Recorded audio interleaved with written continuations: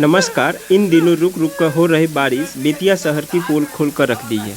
हल्की बारिश में ही सड़क झील में तब्दील हो गए हैं। जगह जगह सड़कों पर जल जमा होने से राहगीरों को आवागमन में मुश्किलों का सामना करना पड़ रहा है। अभी आप जो देख रहे हैं वह तस्वीर बेतिया का मुख्य सड़क का है।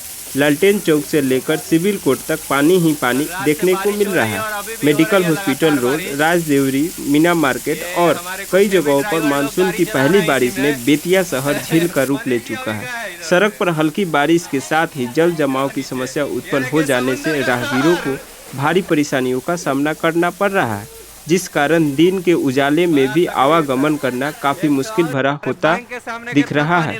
लोग किसी प्रकार अपनी जान हथेली पर रखकर इस सड़क से होकर आवागमन करने पर मजबूर है। पूरा बेतिया जलमग्न हो चुका है।